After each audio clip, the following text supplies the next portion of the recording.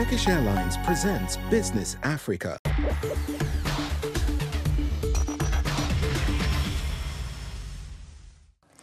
Bonjour et bienvenue dans cette édition de Business Africa. Je suis Afolake Oyinlole. Voici les titres de la semaine. Au Ghana, alors qu'une nouvelle administration prend ses fonctions, le monde des affaires appelle à une discipline budgétaire, à la création d'emplois et à la stabilité des prix.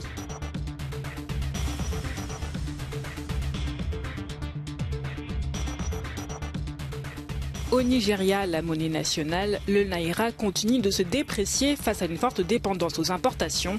Les experts recommandent un virage vers la production locale pour renforcer la résilience économique.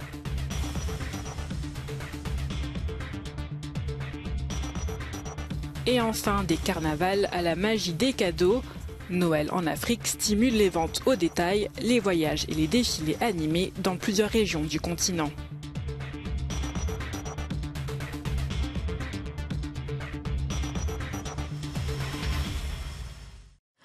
Alors que le Ghana accueille une nouvelle administration, la communauté économique appelle à des réformes rapides pour stabiliser l'économie. Les priorités incluent la discipline budgétaire, la création d'emplois et la stabilité du taux de change. Les dirigeants d'entreprises demandent aussi des réformes fiscales et des investissements pour une croissance durable. La communauté des affaires au Ghana attend beaucoup de la nouvelle administration. Le pays applique un plan de redressement de 3 milliards de dollars avec le soutien du FMI. Les priorités des chefs d'entreprise et experts sont claires: rendre la dette soutenable, instaurer une discipline budgétaire, créer des emplois et stabiliser la monnaie. Ces éléments sont jugés essentiels pour assurer une croissance économique durable. Si nous pouvions atteindre une forme de durabilité de la dette associée à une discipline budgétaire pour aligner les dépenses publiques sur les recettes du gouvernement, cela nous aiderait beaucoup.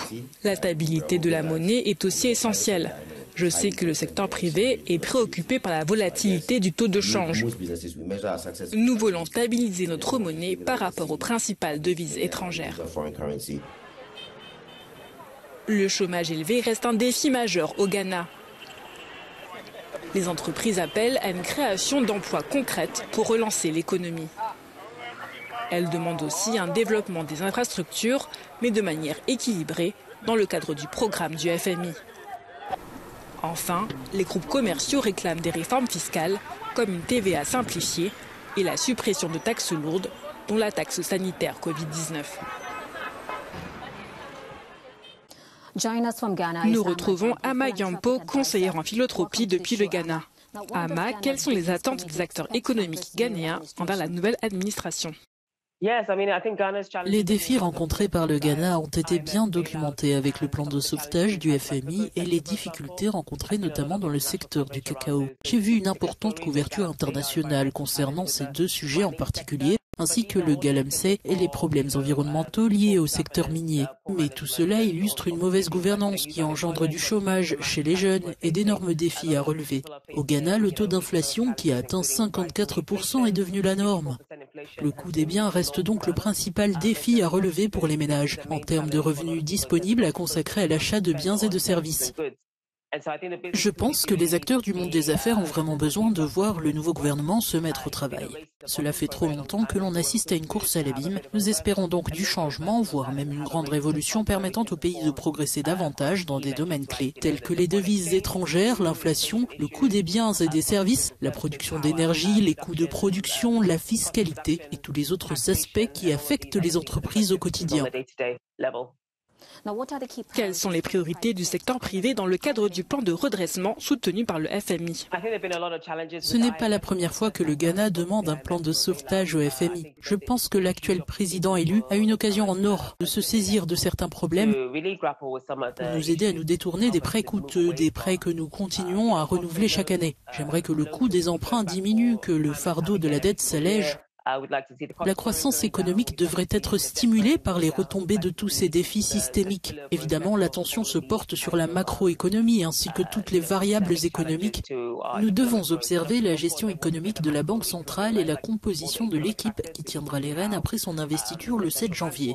Tout le monde s'attend à ce qu'ils retroussent leurs manches, placent les personnes les plus compétentes aux postes stratégiques et s'attaquent à certains de nos défis en remontant aux causes profondes. Nous devons réellement analyser certains des vestiges coloniaux dont nous avons peut-être encore du mal à nous affranchir et examiner les fondamentaux de l'économie, notamment en termes de productivité. Cela inclut l'exploitation des programmes tels que le Programme national d'entrepreneuriat et d'innovation, le développement économique local, le développement économique des femmes, ainsi que tous les facteurs nécessaires pour inciter les gens à travailler, à devenir productifs, à gagner davantage, pour améliorer leur situation financière et, parallèlement, à bénéficier d'améliorations telles qu'une augmentation des exportations et plus largement une meilleure performance économique. Je pense que c'est là-dessus que nous devons vraiment nous concentrer, les fondamentaux de l'économie. Ce nouveau leadership pourrait-il renforcer la confiance des investisseurs dans les secteurs technologiques, agricoles et créatifs ? Avec les politiques et les cadres réglementaires dont nous disposons, il est essentiel de garantir que les investisseurs se sentent en confiance pour investir. Nous avons davantage de partenariats publics-privés et nous devons affronter de manière directe les défis fondamentaux auxquels le pays est confronté. Le président élu dispose d'une opportunité unique pour inverser la tendance. C'est pour lui une chance unique de prendre des décisions audacieuses pour transformer la situation. Il n'a rien à perdre à ce niveau et pourra consolider la position de son parti. Je pense que c'est une occasion formidable de fournir au pays le leadership nécessaire pour relever les défis actuels. Je suis impatiente de voir l'émergence de nombreuses opportunités dans la technologie, l'agriculture et les industries créatives, tout en valorisant nos récits et en créant des emplois. Il faut mettre en place les infrastructures productives indispensables pour renforcer ces secteurs clés afin de générer des emplois décents et permettre à chacun d'avoir plus de revenus. Merci beaucoup pour cette interview. Merci. La semaine dernière, le Naira s'est changé à 1700 pour $1 et pourrait atteindre 2000 l'année prochaine, selon Verif Africa. Les experts attribuent cette chute à une dépendance excessive aux importations et appellent un virage vers une production locale. La situation pourrait aggraver les conditions économiques. Okechukwu importe des ordinateurs des États-Unis, du Royaume-Uni et de Chine en utilisant le dollar. Il s'inquiète de la dépréciation du Naira. La vitesse de vente de vos produits risque de diminuer car le citoyen lambda ne sera plus en mesure de se les offrir. Le Nigeria reste fortement dépendant des importations pour répondre à ses besoins en biens et services, avec des dépenses dépassant 45 milliards de dollars l'année dernière, selon Statista. Pour freiner cette tendance, les spécialistes recommandent de réduire la dépendance aux importations en favorisant la production locale et en augmentant les exportations. Cette stratégie pourrait contribuer à atténuer la pression sur le Naira et à renforcer la résilience économique du Nigeria.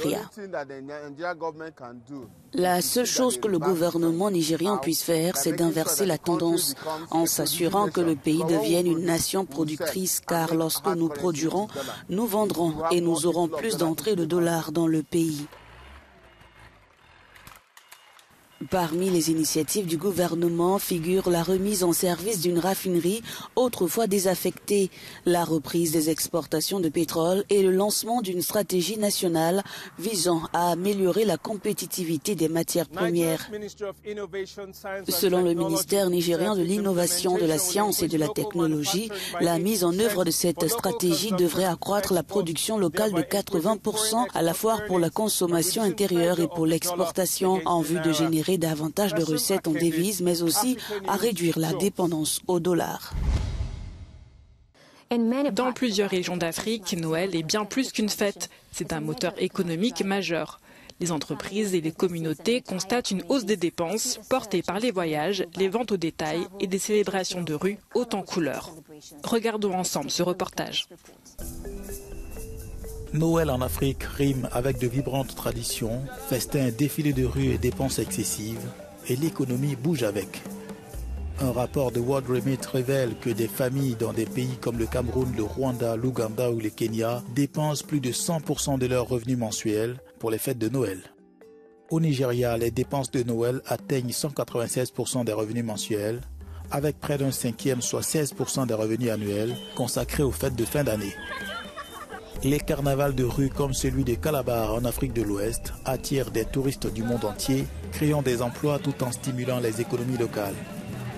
Les visites familiales dans les zones rurales font fleurir les affaires dans les villages, notamment dans le sud-est du Nigeria. C'est un bon moment pour venir avec les enfants, juste pour s'amuser après les examens. Nous sommes ici pour nous amuser. Des marchés animés au rassemblement de familles, Noël en Afrique met en lumière la résilience du continent et sa contribution dynamique à l'économie. Malgré les difficultés que les AC traversent, les gens sont dévoués à faire cette fête, quand même qu'il n'y a pas d'argent. Les échanges de cadeaux boostent les ventes au détail. En Afrique du Sud, 72% des personnes achètent des cadeaux, vêtements et chaussures pour 83%. Tandis qu'au Nigeria, l'on préfère les paniers cadeaux. Les réservations de vols, hôtels et transports locaux augmentent avec les voyages familiaux des Africains de la diaspora. Les dépenses augmentent aussi avec les Black Friday et les décorations festives. En 2021, les ventes au détail ont fait un bond de 15 à 30% durant les Black Friday en Afrique du Sud. C'est la fin de Business Africa. Merci de nous avoir suivis.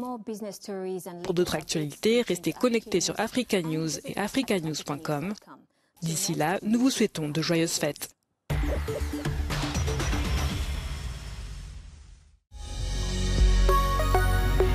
Business Africa was presented by Turkish Airlines.